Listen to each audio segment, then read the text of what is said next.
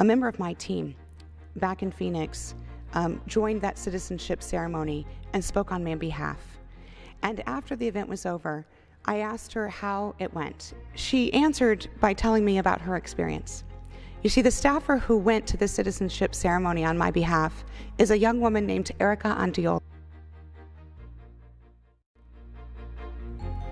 Erica spoke to the individuals who had just become citizens at this citizenship ceremony and welcomed them as new citizens to our country. Erica spoke to the individuals who had just become citizens at this citizenship ceremony and welcomed them as new citizens to our country.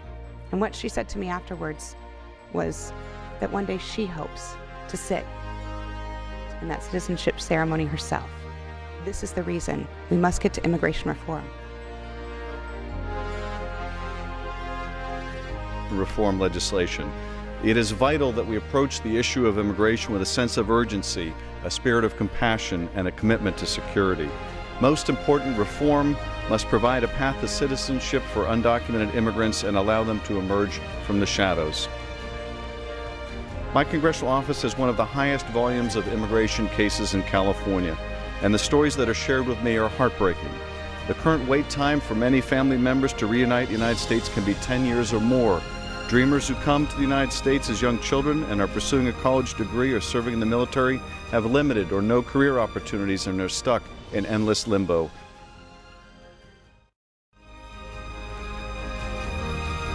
Our broken immigration system takes a terrible toll on innocent families, local law enforcement, and our economy. We must not further delay action. The time to fix it is now. People. Everywhere you look, there's people. And whether you like it or not, some people came here illegally. In fact, by 2012, there would be around 11 million undocumented immigrants in the United States. Most people believe it started growing in the late 80s when former President Ronald Reagan signed the Immigration Reform and Control Act of 1986, also known as the IRCA, which was supposed to help regulate the illegal immigration. Instead, it boosted the Immigration Reform and Control Act. Let every illegal immigrant that lived here for at least 5 years or more to become an actual USA citizen with amnesty. So yeah, some people may have an opinion of thinking immigrants should not be able to come here. But what if you wanted to go live somewhere else and as soon as you got there you got locked up? My opinion is that we should let other people into our country, as long as they're not criminals. Anyway, by 2007, 57% of illegal immigrants came here from Mexico. 24% were from Latin American countries, 9% were from Asia, 6% was from Europe and Canada, and 3% came from Africa and the rest of the world. Some reasons for the illegal immigration might just be for a better job, their country might have political oppression, or just might want to reunite with loved ones. We interviewed Angeles Ramirez on how she felt on the immigration situation occurring right now. As you can see, many people have been Personal experiences do you have with illegal immigration?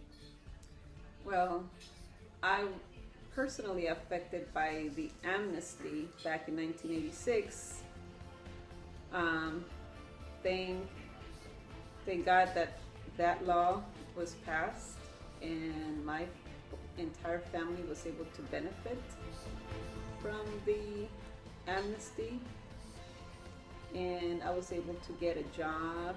I was able to go to the university, get a career, and have the American dream, buy my house and have a beautiful daughter, of course.